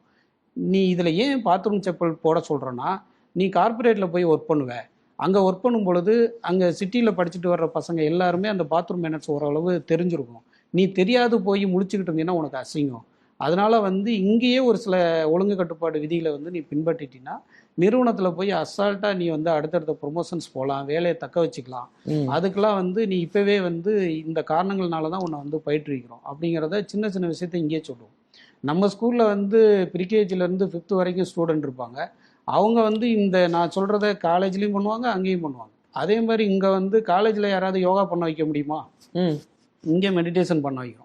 காலையில் ஆமாம், கிளாஸ் ஆரம்பிக்கிறதுக்கு முன்னாடி சின்ன ஜாயிண்ட் எக்ஸசைஸ் ஒரு 10 நிமிஷம் பண்ணிவிட்டு, மெடிடேஷன் ஒரு 10 நிமிஷம் பண்ணிவிட்டு அதுக்கப்புறம் தான் வந்து கிளாஸை வந்து கவனிக்கணும். அதே மாதிரி பசங்க ஏதாவது டிஸ்டர்ப் ஆகியிருந்தாங்கன்னா அவங்கள திட்டக்கூடாது, எதுவும் பேசக்கூடாது. அவங்கள கூப்பிட்டு அவங்க ஸ்டோரியை கேளுங்க. வீட்டில் ஏதாவது வந்து அவங்களுக்கு கஷ்டம் இருந்திருக்கலாம், இல்லைனா வீட்டில் அம்மா அப்பாவுக்கு முடியாமல் இருந்திருக்கலாம், ஏதாவது காரணம் இருந்திருக்கும். நீங்கள் எடுத்தோன்னே வந்து அவனை மிஷின் மாதிரி நினச்சி திட்டக்கூடாது. முதல்ல அவங்க ஸ்டோரியை கேட்டுட்டு அதுக்கு தீர்வு கொடுத்துட்டு முதல்ல லவ் த ஸ்டூடெண்ட்டில் வந்துட்டு அதுக்கப்புறம் வந்து நீங்கள் சப்ஜெக்ட் போங்க அப்படிங்கிறதான் வந்து இங்கே எஜுகேட் பண்ணுறோம். வேலைன்றது வந்து இன்றைக்கி சாதாரணமாக கிடைக்குதுங்க. வேலை வந்து எல்லாருமே அந்த ஒழுங்கு கட்டுப்பாட்டுடைய மாணவர்கள் கிடைக்கிறத சென்னையில், பெங்களூரில் பெரிய பெரிய நிறுவனங்கள் இன்றைக்கி கிராமத்தை நோக்கி தான் வந்துட்டுருக்காங்க. அதற்கான ஸ்கில் டெவலப்மெண்ட்டுக்கு வந்து நாங்கள் தொடர்ந்து இது வந்து பேசிக் தான். இன்னும் வந்து ஸ்கில் ட்ரைனர்ஸ் எல்லாம் வச்சு எப்படி ட்ரெஸ்ஸிங் பண்ணணும், எப்படி இன்டர்வியூ அட்டன் பண்ணணும் அது பண்ணுறோம். அது இல்லாமல் பிபிடி யாரும் அந்த காலத்தில் மாதிரி ரோபோட்டிக் மாதிரி சும்மா ஒப்பிச்சுட்டு இருக்கிறதெல்லாம் இன்றைக்கி பிரயோஜனமே கிடையாது. ஸ்டூடெண்ட்டையே வந்து ஒரு சப்ஜெக்டை எப்படி சார்ட் அவுட் பண்ணி அவங்களே வந்து எப்படி பிபிடி போட வச்சு அதுக்கு மாதிரி பண்ணுறோம். அப்போ எக்ஸாமில் போய் எழுதும் பொழுது ப்ரெஷராக ஃபீல் பண்ண மாட்டாப்புல. ஒரு நிகழ்ச்சி தான், அன்றைய மணி நேரத்தை அன்றைய நாளை வந்து வெற்றிகரமாக வச்சுட்டாங்கன்னா நிச்சயமாக எக்ஸாம் அன்னைக்கு அழுத்தம் வரவே வராது. எக்ஸாம் அன்னைக்கு நீட்டாக பாஸ் பண்ணிட்டு போயிட்டே இருப்பாங்க. அதுக்கப்புறம் அந்த பசங்களில் செலக்ட் பண்ணி நம்ம வந்து வேலைவாய்ப்பெல்லாம் ஈஸியாக வாங்கி கொடுத்துட்றோம். இன்னைக்கு ஏகப்பட்ட நிறுவனங்கள் வந்து எனக்கு 50 100 கேட்குறாங்க. ஆக்சுவலாக இவங்களை வளர்க்குறது ரொம்ப ஜாலியாக இருக்குது, ஆனால் வேலையெல்லாம் ரொம்ப ஈஸியாக தான் கொடுக்குறோம். ரொம்ப சூப்பராக இருக்குது சார். ஒரு அட்மினிஸ்ட்ரேஷன், ஸ்கூல் அட்மினிஸ்ட்ரேஷன், காலேஜ் அட்மினிஸ்ட்ரேஷன்லாம் நீங்கள் சொல்லக்கூடிய அந்த டெக்னிக்ஸே கொஞ்சம் வித்தியாசமாக இருக்குது. சுய சிந்தனை எல்லாமே. நம்ம தொடர்ந்து பேசுவோம் சார். நேர்களை ஒரு சிறிய இடைவேளைக்கு பிறகு பேசும் தளம் நிகழ்ச்சி சந்திக்கலாம். உங்களோட கேரக்டர் நல்லா இருக்கா, நல்ல எண்ணம் இருக்கா, நாணயத்துக்கு பயப்படுவீங்களா, உங்கள் மனைவி வந்து ஒற்றுமையாக இருக்கீங்களா, ஒருவேளை நீங்கள் பணம் கட்டாதனால அவங்க கட்டுவாங்களா, இது மாதிரி வந்து 360 டிகிரியில் நாங்கள் பார்க்க மாட்டோம். 720 டிகிரியில் வந்து ஒரு கஸ்டமரை வந்து செக் பண்ணுவோம். அதுக்கப்புறம் ஓகேனா தான் நாங்கள் சேர்ப்போம், இல்லைன்னா சேர்க்கவே மாட்டோம். இப்போ நம்ம 5 லட்சம் கஸ்டமர் கொண்டு வர்றது ஜஸ்ட் ஒரு 5 வருஷத்துலேயே நாங்கள் கொண்டு வந்துடுவோம். ஆனால் அந்த எண்ணிக்கையை நாங்கள் என்றைக்குமே பார்க்கறது இல்லை, குவாலிட்டி மட்டும்தான் பார்க்குறோம்.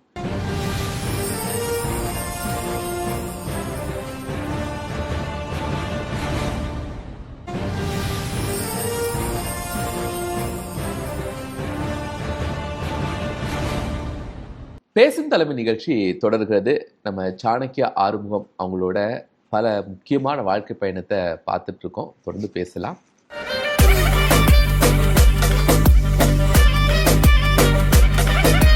உண்மையும் தளராத உழைப்பும் இருந்தால் வெற்றி நம்மை தேடி வரும் என்பதற்கு அடையாளம் தமிழ்நாட்டின் திருச்சிராப்பள்ளி மாவட்டத்தில் உள்ள வையம்பட்டி என்ற கிராமத்தில் பிறந்த திரு ஆறுமுகம். எளிய விவசாய குடும்பத்தில் பிறந்து அரசு பள்ளியில் பயின்று பாரதிதாசன் பல்கலைக்கழகத்தில் BBA பட்டம் பெற்றவர்.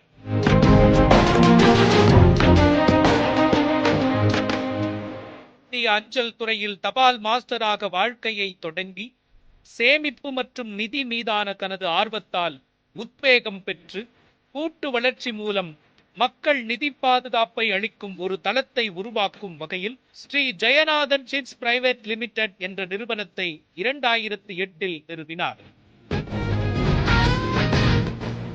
நேர்மை, தொலைநோக்கு பார்வை மற்றும் மக்களுக்கு முதலிடம் கொடுக்கும் நோக்கத்துடன் திரு சாணக்கியா ஆறுமுகத்தின் உள்ளூர் முயற்சி இன்று தமிழ்நாடு முழுவதும் ஆயிரக்கணக்கானோருக்கு சேவை செய்யும் ஒரு நம்பகமான நிதி நிறுவனமாக உருவாகியுள்ளது. மேலும் கல்வி சேவையில் கால்பதித்து டாக்டர் VGN பள்ளி, ஆதவன் கலை மற்றும் அறிவியல் கல்லூரி என பயணத்தை சமூக வளர்ச்சியோடு பங்கிடுகிறார்.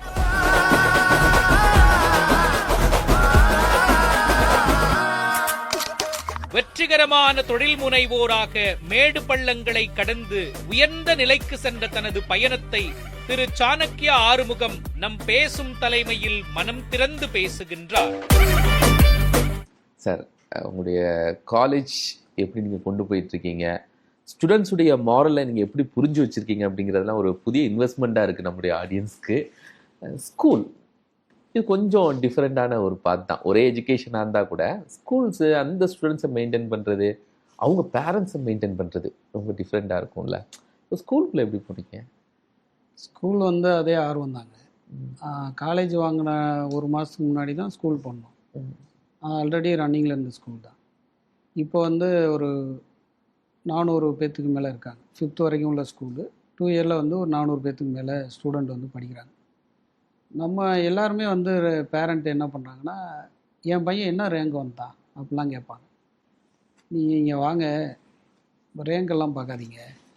முதல்ல அந்த பையன் வந்து இந்த பூமியில் 120 இயர்ஸ் வாழணும். அதுக்கு வந்து அவங்க உடம்புல எல்லா சத்துக்களும் வந்து நிறைஞ்சிருக்கும். அவங்க மனசை சரியாக வச்சுக்கணும். அதுக்கப்புறம் தான் வந்து ரேங்க் சைடே வந்து போக முடியும். அப்படின்ட்டு அவங்களுக்கு நாங்கள் மெயினாக என்ன பண்ணுறோன்னா, வெறுங்காலில் விளையாட விட்ருவோம். ஷூவே வந்து சாக்ஸ் போட்டுட்டு டை கட்டிட்டு அந்த மாதிரிலாம் ட்ரெஸ் கோடு கிடையாது. ஒன்று வெயிலில் வெறுங்காலில் விளையாட விட்றது.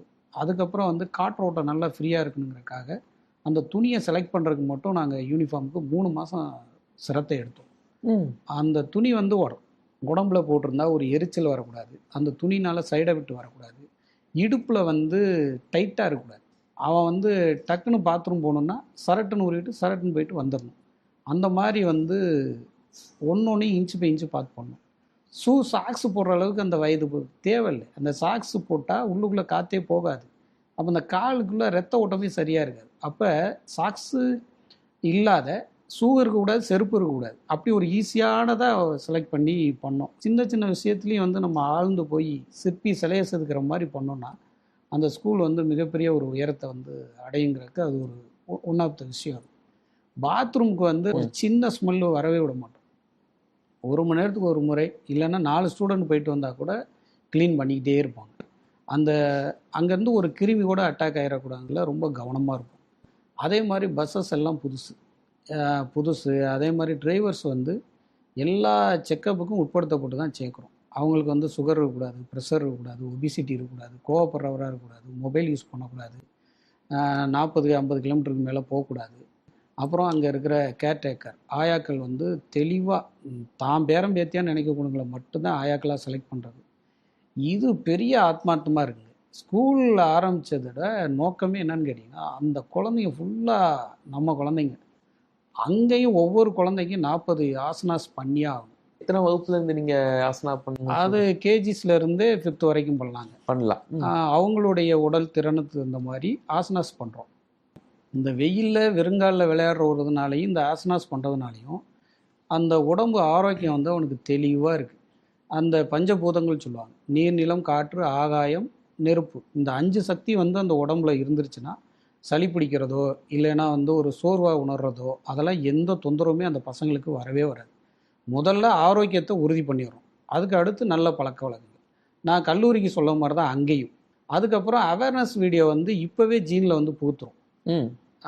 சனிக்கிழமை சாயந்தரம் 1 மணி நேரம், இல்லை வெள்ளிக்கிழமை ஸ்கூல்னா வெள்ளிக்கிழமை ஈவினிங் 1 மணி நேரம்.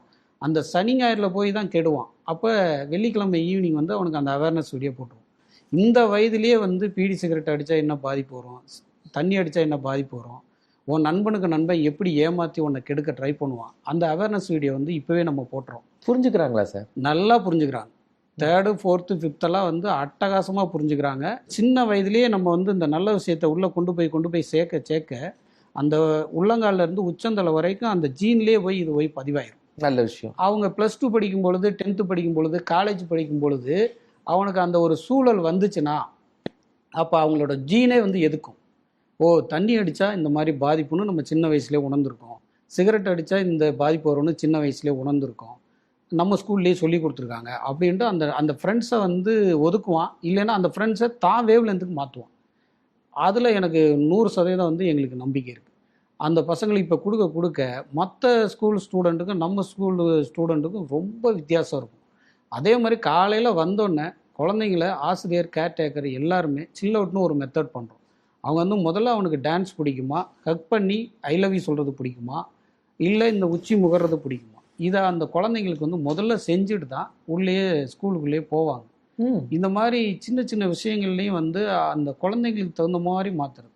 அடிக்கிறதுக்கு அனுமதியே கிடையாது, திட்டுறதுக்கு அனுமதியே கிடையாது, கை நீட்டி பேசுறதுக்கு அனுமதியே கிடையாது. ஆசிரியர்கள் குழந்தை மாதிரி மாறிக்கணும். எஜுகேஷனை திணிக்கக்கூடாது, ஆர்வத்தை உண்டு பண்ணி தான் கொடுக்கணும்.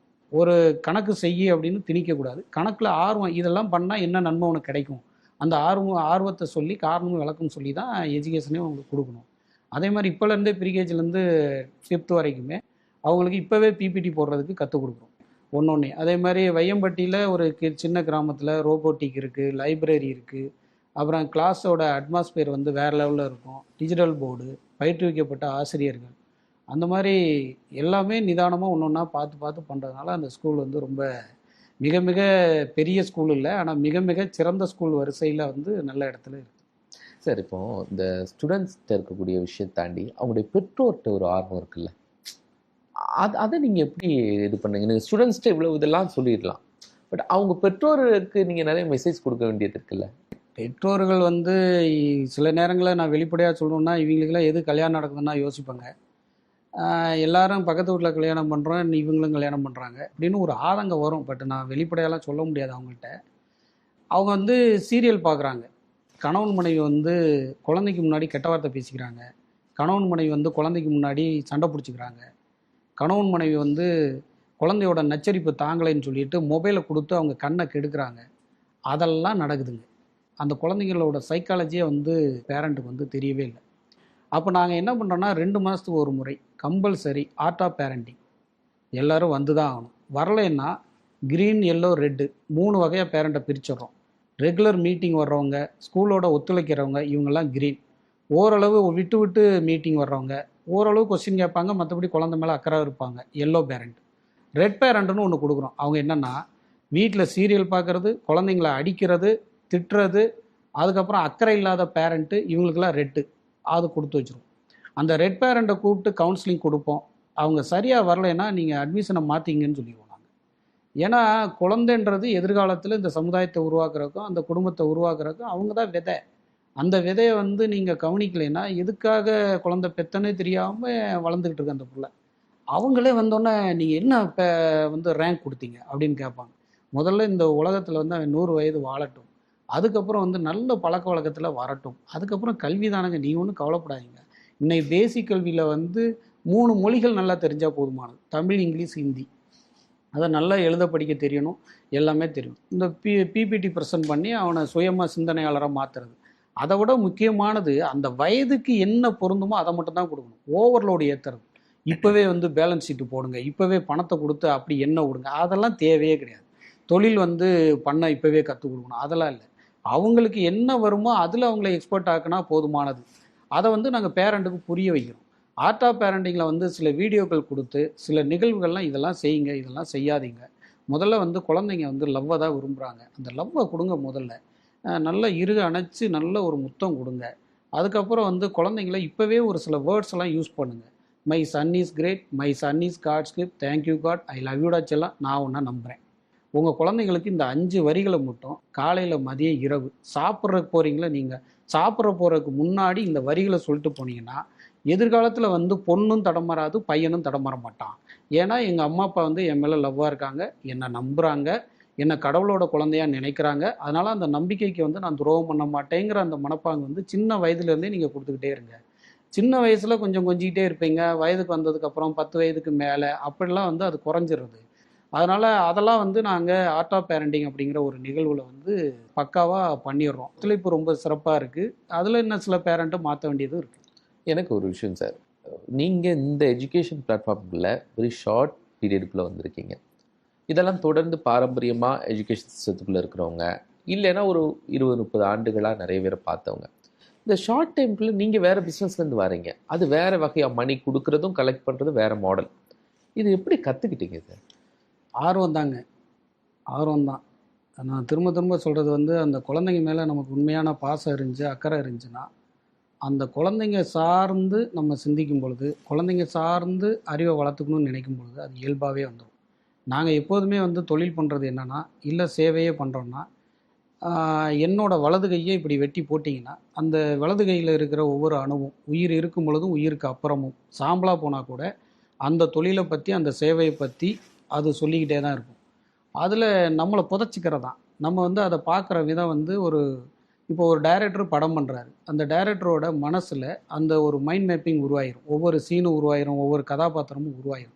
அதே மாதிரி தான் நாங்கள் ஸ்கூலை பார்க்குறோம், காலேஜை பார்க்குறோம், சிட்டு தொழிலையும் பார்க்குறோம். ஒவ்வொரு தொழிலையும் நாங்கள் அப்படி தான் பார்க்குறோம். அதில் ஒவ்வொரு இன்ச்சையும் வந்து நான் மைண்ட் மேப்பிங் பண்ணுவேன், கற்பனை பண்ணுவோம். இந்த குழந்தைங்க வந்து பஸ்ஸு வீட்டில் இருந்து ஏறுற வரைக்கும், ஸ்கூலில் வந்து ரிட்டர்ன் போகிற வரைக்கும், கிளாஸ் ரூமில் நடக்கிறது வரைக்கும் டீச்சர்ஸ் எப்படி நடந்துக்கணும், கேர்டேக்கர் எப்படி நடந்துக்கணும், ஒரு ஹெச்எம் எப்படி நடந்துக்கணும், ஒரு டிரைவர் எப்படி நடந்துக்கணுங்கிறத மைண்ட் மேப்பிங் எப்படி ஒரு ஆள் மனதில் உருவாகுதோ அது மாதிரி எங்களோட மூளையில் வந்து நான் உருவாக்கிடுவாங்க. உருவாக்கினக்கு அப்புறம் இன்ச்சு பை இன்ச்சாக செதுக்குவோம். அந்த கிராஸ் செக்கிங் பண்ணி மானிட்டர் பண்ணி அந்த எம்ப்ளாய்க்கெல்லாம் வந்து நம்ம வேவ் லென்த்துக்கு வந்து ட்ரைனிங் கொடுத்து, அதுக்கப்புறம் அவங்கள வந்து தொடர்ந்து ட்ரைனிங்காக கொடுத்து நம்ம எண்ண ஓட்டத்துக்கு தகுந்த மாதிரி மாற்றுற அந்த திறமை இருக்குது பாருங்கள், அதுதான் வந்து நம்மளை இந்த அளவுக்கு வந்து மாற்றிருக்கு. ஏனோ தானோன்னு ஒரு விஷயத்த வந்து செய்யக்கூடாது, நம்ம செஞ்சால் உலகத்திலே நம்மளை மாதிரி யாருமே செய்யக்கூடாது அப்படிங்கிற ஒரு அகந்தை இல்லாமல் ஒரு தைரியத்தோடு பண்ணோன்னா நிச்சயமாக மிகப்பெரிய வாய்ப்புகள் அதில் இருக்குது. சார், உங்களுடைய பிஸ்னஸ் தொடங்கின பிறகு, எஜுகேஷன் தொடங்கின பிறகு ஏதாவது ஒரு புள்ளியில் நீங்கள் பெரிய சர்க்கிள் ஏதாவது சந்திச்சிங்களா? சர்க்கிள் வந்து எஜுகேஷன் ஃபீல்டில் வந்து சர்க்கிள்னு பெருசாக சொல்ல முடியாதுங்க. பிஸ்னஸ் சவால்கள் வரதான் செய்யும். எஜுகேஷனை பொறுத்தளவில் வந்து எல்லாமே குரோத்தில் தான் போயிட்டுருக்கு. உங்களுடைய நடக்கக்கூடிய பிஸ்னஸில் வந்து சவால்கள் வந்து வருங்க. பிஸ்னஸில் வந்து சவால் இல்லைங்கிறது அப்படி சொல்லவே முடியாது. பிஸ்னஸில் வந்து கொரோனா நேரத்தில் வந்து நாங்கள் ரொம்ப பயந்தோம். ஏன்னா யாருமே எதிர்பார்க்காத ஒரு விஷயம், திடீர்னு வந்து எல்லாம் லாக்டவுனு, நம்ம நாணயம் தான் உசுருன்னு நினைக்கிற கேரக்டரு, திடீர்னு வந்து நம்ம பணம் எதுவும் பட்டோடா பண்ணாமல் போயிட்டா நம்ம நிறுவனம் எதுவும் பாதிச்சிருமோ அப்படின்னு சொல்லி ஒரு 2 மாதங்கள் வந்து ரொம்ப யோசனையாக இருந்தது. நாங்கள் தோட்டத்தில் போய் உட்காந்து நாங்கள் டைரக்டர்ஸ்லாம் உட்காந்து சிந்திச்சுக்கிட்டே இருந்தோம். ஆனால் எதிர்பார்த்த அளவுக்கு இல்லை, ஈஸியான தீர்வுகள்லாம் கிடச்சிது. அதில் 2 மாதத்துக்கு இப்போ 20 மாதம் சீட்டுனா அந்த 2 மாதம் வந்து பட்டோடாவும் கிடையாது, பண வசூலும் கிடையாது அப்படின்னு போட்டிருந்தோம். நாங்கள் அதில் எதில் ரொம்ப திருப்தி அடைஞ்சோன்னா, எங்களை நாங்கள் சுய பரிசோதனை கொரோனா நேரத்தில் பண்ணிட்டோன்னா, நாங்கள் ஏ கிரேடு கஸ்டமர் வந்ததுனால தப்பிச்சோம். இல்லைன்னா அது என்ன சார் மிகப்பெரிய ஏ ஏ கிரேட்? கிரேடுனா, இப்போ நீங்களே வந்து நம்மள்ட்ட சிட்டு சேரணும்னு முடிவு பண்ணுறீங்க அப்படின்னா, உங்கள் அம்மா அப்பா வந்து நல்ல குணாதிசயத்தில் இருக்கணும். உங்கள் அம்மா அப்பாவோட கேரக்டர் பக்கத்து வீட்டில் சண்டைக்கு போகிறதாகும், அது மாதிரிலாம் வந்து முதல்ல செக் பண்ணிடுவோம். உங்களை பற்றி விலாவாரியாக செக் பண்ணுவோம். உங்களோட கேரக்டர் நல்லா இருக்கா, நல்ல எண்ணம் இருக்கா, நாணயத்துக்கு பயப்படுவீங்களா, உங்கள் மனைவி வந்து ஒற்றுமையாக இருக்கீங்களா, ஒருவேளை நீங்கள் பணம் கட்டாட்டினாலும் அவங்க கட்டுவாங்களா, இது மாதிரி வந்து 360 டிகிரியில் நாங்கள் பார்க்க மாட்டோம். 720 டிகிரியில் வந்து ஒரு கஸ்டமரை வந்து செக் பண்ணுவோம். அதுக்கப்புறம் ஓகேனா தான் நாங்கள் சேர்ப்போம், இல்லைன்னா சேர்க்கவே மாட்டோம். இப்போ நம்ம 5 லட்சம் கஸ்டமர் கொண்டு வர்றது ஜஸ்ட் ஒரு 5 வருஷத்துலேயே நாங்கள் கொண்டு வந்துடுவோம். ஆனால் அந்த எண்ணிக்கையை நாங்கள் என்றைக்குமே பார்க்கறதில்ல, குவாலிட்டி மட்டும்தான் பார்க்குறோம். கொரோனா பீரியடில் வந்து எங்களை காப்பாற்றினது வந்து அந்த ஏ கிரேட் கஸ்டமராக வச்சுருந்தோம். ஆஃப்டர் ரீஓப்பன் பண்ணுறோம், எல்லாருமே 195% பேர் பணம் எப்போதும் போல் கட்டிட்டாங்க. நாங்கள் எப்போதும் போல் ரெகுலராக பட்டோடா பண்ணிட்டோம்.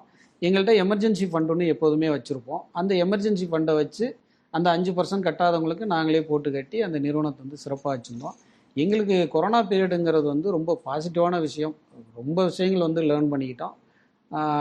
அதுக்கப்புறம் சின்ன சின்ன சவால்கள் வந்து வந்துட்டு தான் அதெல்லாம் இருக்கும். ஒரு கம்பெனி. சிட்டு தொழிலில் வந்து சறுக்கல் வந்ததுன்னா தொழில் அவ்வளோதாங்க. சறுக்கல்னு ஒரு விஷயம் வந்துச்சுன்னா தொழிலே நடத்தவே முடியாது. அந்த சூழ்நிலைக்கு வந்து நம்ம பண்ணவே முடியாது. இப்போ எங்கள் டீம்கிட்டே நாங்கள் அடிக்கடி இதை தான் சொல்லுவோம். நம்ம தொழிலை வந்து தயவு செஞ்சு நல்லா புரிஞ்சுக்குங்க. ஒரு ஃப்ளைட் இருக்குது அப்படின்னா அந்த ஃப்ளைட்டில் வந்து எல்லா பயணிகளையும் ஏறி உட்கார்றாங்க. விமானி வந்து ஜஸ்ட் ஒரு 5 நிமிஷத்துக்கு முன்னாடி அந்த இறக்கையில் இருக்கக்கூடிய 2 நட்டு மட்டும் கலண்டுருச்சு, பட் சேஃபாக போய் சேர்ந்துடலாம் அப்படின்னு ஒரு நம்பிக்கை கொடுக்குறாரு. யாராவது ஒருத்தராவது அதில் வந்து உட்காருவாங்களா? உட்காரவே மாட்டாங்க. எல்லா பயணியும் கீழே ஒடியாந்துருவாங்க, உயிரை காப்பாற்றிருக்கிற பண்ணுவாங்க. அது மாதிரி தான் நம்ம தொழில். ஒரு சின்ன இடத்துல ஒரு சின்ன பிசுறு தட்டினா கூட நம்ம தொழில் வந்து பாதிச்சிரும். அதனால் வந்து அதற்குரிய மனநிலையை வளர்த்துக்கணும், அதற்குரிய எண்ணத்தை வளர்த்துக்கணும், அதற்குரிய நாணயத்தோடு தான் நம்ம வாழணும். கொடுத்த வாக்குறுதி வந்து மீறக்கூடாது, பொறுப்பை மீறக்கூடாது. அப்படி தான் நம்ம வந்து டீமையே வந்து வளர்க்குறோம். அதனால் நம்ம தொழில் வந்து பிசுறு தட்டாமல் போயிட்டே இருக்கு. இந்த 3 தொழில் பண்ணிட்டு இருக்கீங்க. இப்போ இதில் நீங்கள் ரொம்ப எக்ஸைட்டிங்கான தொழிலாக எதை பார்க்குறீங்க? அதாவது கோர் பிஸ்னஸ் நம்மளை அடையாளப்படுத்தினது சிட்டுங்க. ஆனால் என்னோட ரத்தத்துக்கு வந்து கல்வி நல்லா வருது. ஏன்னா நம்மளுக்கு சர்வீஸ் ரொம்ப பிடிக்குன்றதுனால கல்வி வருது. சிட்டும் அருமையான சர்வீஸ். இன்றைக்கி சிட்டை எடுத்தவங்க லட்சக்கணக்கான குடும்பங்கள். உங்களால் நாங்கள் வீடு கட்டியிருக்கோம், உங்களால் என் பொண்ணுக்கு கல்யாணம் பண்ணியிருக்கோம், உங்களால் என் பையன் எம்பிபிஎஸ் படிச்சிருக்கான், உங்களால் நாங்கள் இன்றைக்கி ஒரு நிலம் வாங்கியிருக்கோம், நகை வாங்கியிருக்கோம் அப்படின்னு சொல்லும் பொழுது ரொம்ப பெருமையாக இருக்கும். இன்றைக்கி சிட்டில் வந்து 2ஆம் கட்ட 3ஆம் கட்ட 4ஆம் கட்ட தலைவர்கள் வந்து நிர்வாக ரீதியாக நாங்கள் உருவாக்கிட்டோம். அதனால் இப்போதைக்கு எனக்கு வந்து எஜுகேஷன் ஃபீல்டு வந்து ரொம்ப நல்லா இருக்குது. அந்த குழந்தைங்கள பார்க்கும் பொழுது, இந்த பசங்களோட முகத்தை பார்க்கும் பொழுது, இறைவன் வந்து இப்படி ஒரு ஆப்பர்ச்சுனிட்டியை வந்து நம்மளுக்கு கொடுத்துருக்காரு.